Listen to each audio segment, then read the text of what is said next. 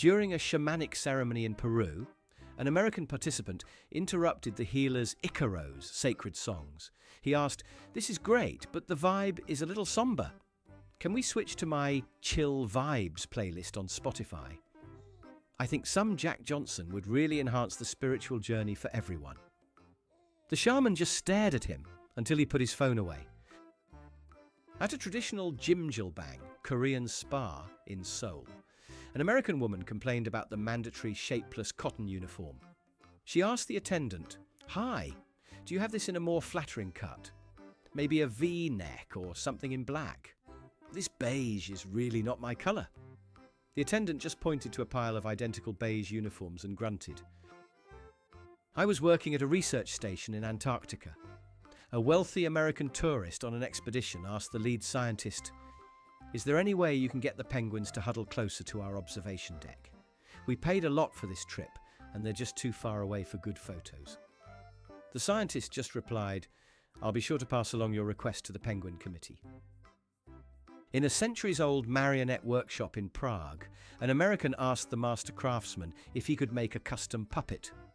The craftsman agreed until the man specified, "I want one of my dog, but can you make him a superhero with a detachable cape and laser eyes that actually light up?" The old man simply said, "I make puppets, not action figures." While trekking in Nepal, an American in my group asked our Sherpa guide, "This scenery is amazing, but the prayer flags are kind of clashing with the natural aesthetic.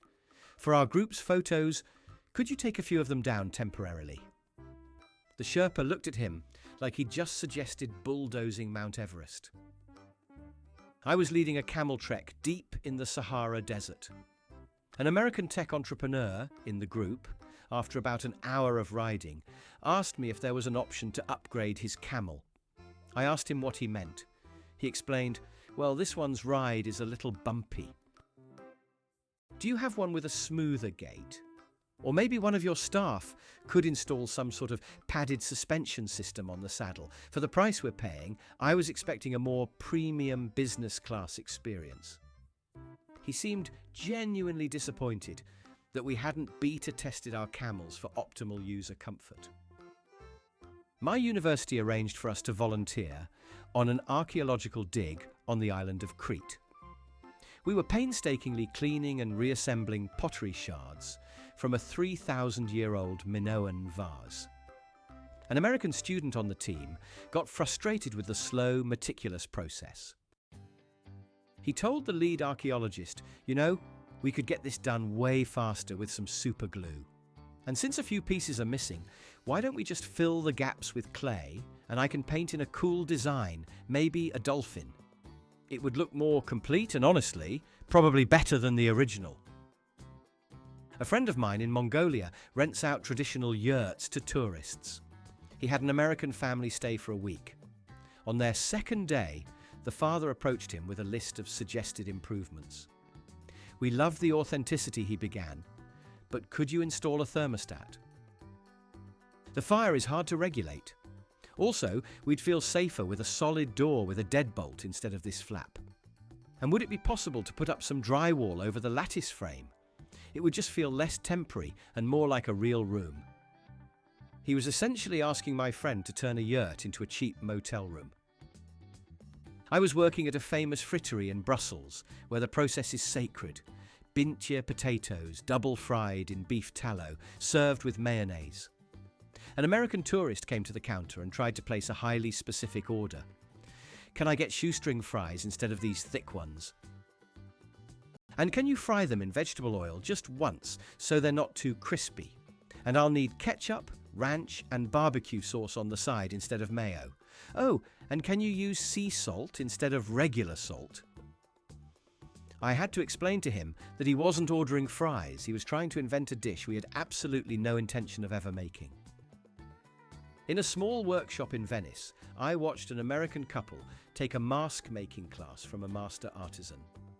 The artisan was teaching the traditional techniques for creating the classic Bauta and Colombina masks. The American man, however, had his own vision.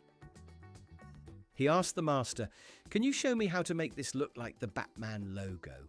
And my wife wants her mask to be shaped like a cat, but can we cover it in pink glitter and attach real feathers? We want something unique that reflects our personalities." The old artisan just sighed, put down his tools and said, "The mask is not for your personality. It is to hide it." An American tourist at the Vienna State Opera was talking to an usher before the performance of Wagner's Götterdämmerung. He seemed concerned. "I see the runtime for this is over 5 hours.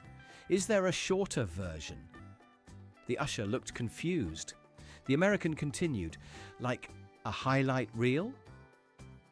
Can we just see the best parts, like the dragon slaying and the finale? My flight is early tomorrow. In the States, you can get a director's cut. So I was hoping for the opposite, like an executive summary version." The usher, a man who lived and breathed opera, looked at him with an expression of profound sorrow. "My cousin runs a Muay Thai training camp in Phuket. An American signed up for a month-long intensive course. After his first day of training, he requested a meeting with the head coach. He had suggestions to improve the curriculum. He proposed a less aggressive form of sparring with more padding, a rule against using elbows and knees to reduce injuries, and a point system so that you don't actually have to hurt your opponent to win. The coach, a legendary fighter with hundreds of real fights, just laughed and told him, "This is a fighting camp. If you want to play tag, the beach is that way." On a cruise through the majestic fjords of Norway, the ship was gliding silently through the water, surrounded by towering cliffs and serene landscapes. An American woman went to the guest services desk to lodge a complaint. "I'm a little bored," she said. "It's beautiful, yes, but it's been 2 hours of just rocks and water. Can the captain take a more exciting route? Maybe one with more waterfalls? Or could you arrange for some dolphins to swim alongside the boat? The brochure implied there would be more action on this tour." At a public bath in Budapest, an American tried to add his own flair to the experience. He pulled out a lush bath bomb and asked an attendant where the best place to drop it was. The attendant looked at the historic, mineral-rich thermal pool, then at the glittery bath bomb and said, "The best place would be the trash can, sir." I witnessed an American tourist on a safari in Kenya ask the Maasai guide, "Your traditional robes are beautiful, but do they come in a breathable, moisture-wicking fabric? This cotton looks like it would be really hot." The guide, whose ancestors have worn the same garment for centuries, just smiled and said, "We manage." In a glass-blowing studio on the island of Murano, Italy, an American watched a master create an intricate vase. He then asked, "Can you make one for me, but with a built-in phone charger at the base? I want something that's both classic and functional." The artisan acted as if he didn't understand the words phone charger. My American roommate in Japan tried to rent an apartment. He told the landlord he loved the place, but had a few conditions. "Can you remove the tatami mats and install carpet? And I'll need you to replace the shoji screen doors with solid oak ones for better security." The landlord politely suggested he look for a hotel instead. During a tour of the Wieliczka salt mine in Poland, an American asked the guide if it was possible to lick the chapel walls, which are carved from salt. The guide said no, for preservation reasons. The American then asked, "Okay, but could you chip off a small piece for me to take home? I want to use it as a salt lamp." An American at a tailor in Hoi An, Vietnam, was being fitted for a traditional ao dai. She asked the seamstress, "I love the silk, but can you make it a two-piece? Like a crop top and a mini-skirt? It would be so much cuter for my Instagram." The seamstress refused, saying she would not butcher her country's national dress. At a calligraphy class in China, the American student asked the teacher if he could use neon-coloured ink instead of the traditional black. "It would just give my characters more personality," he explained. The teacher told him, "First, you must learn control, then perhaps in 10 years you can explore personality." I overheard an American at a fish market in Sydney, Australia, ask the vendor for a beautiful piece of barramundi. He then said, "Great, now can you debone it, skin it, chop it up, mix it with breadcrumbs and mayonnaise, and form it into a patty for me?" The fishmonger replied, "Mate, you want a fish cake, go to the freezer aisle." A tourist visiting a monastery in Greece that required modest dress was stopped at the entrance. The monk handed her a wrap to cover her shorts. She asked, "Do you have this in a different colour? This brown doesn't go with my top." The monk did not respond, just continued to hold out the brown wrap. In a historic library in Dublin, an American asked the librarian if they could rearrange a section of ancient manuscripts by colour. It would be so much more aesthetically pleasing for visitors if the books were organised in a rainbow pattern, she suggested. The librarian looked like she was about to faint. An American on a tour of a Colombian coffee plantation asked the farmer if they offered a decaf version of the beans they were picking.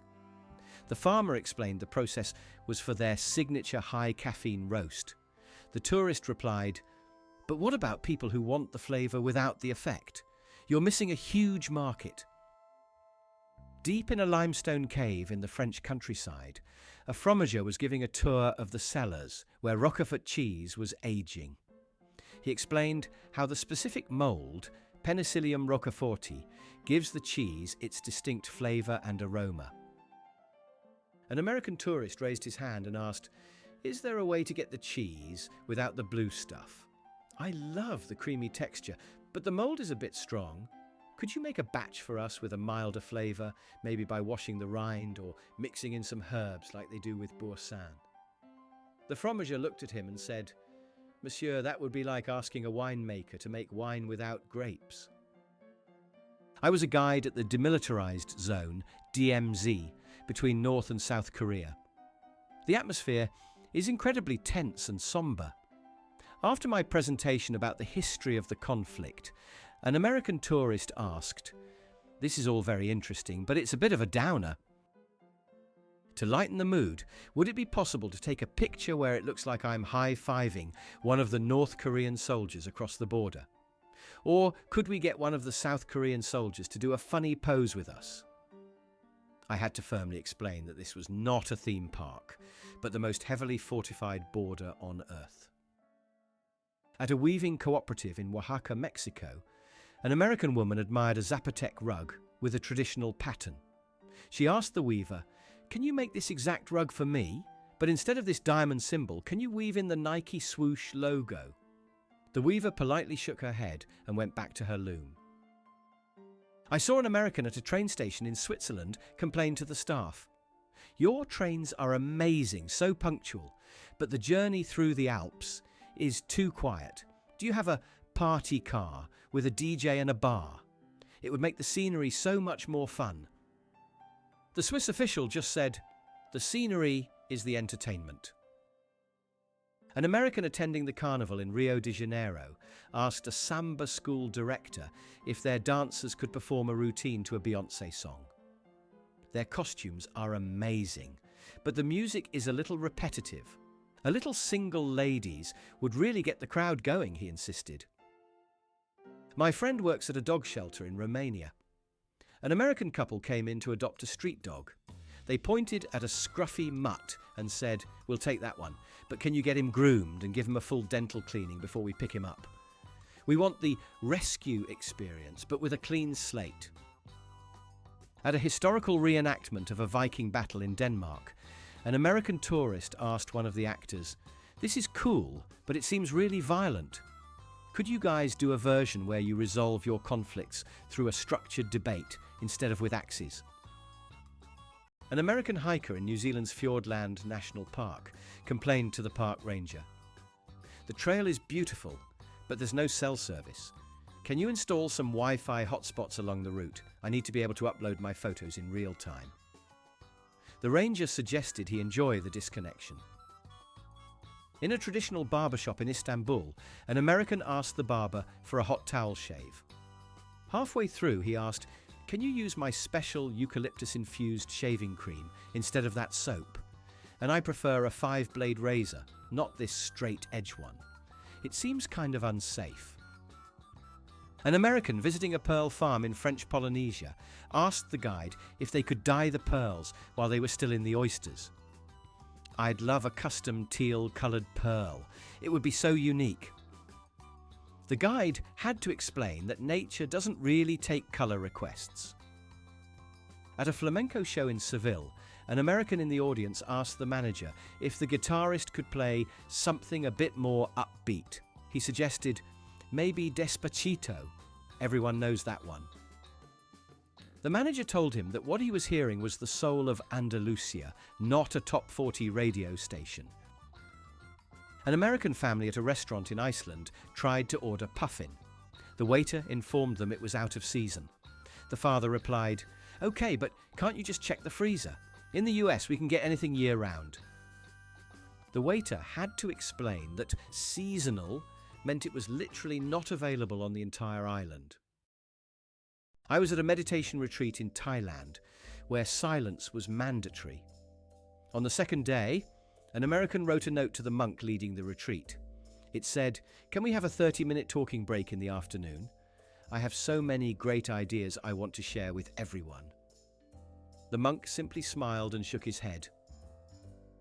An American visiting the Great Wall of China asked the tour guide, "Is there an express lane or a ski lift to get to the top? The walking part is really eating into our shopping time." The guide stared at him and said, "The walking is the point." At a bakery in Germany, famous for its dense, dark rye bread, an American asked the baker, "Do you have this in a light, fluffy, white version? Like Wonder Bread. This is just a little too healthy for my taste." The baker looked at him with profound sadness and handed him a pretzel.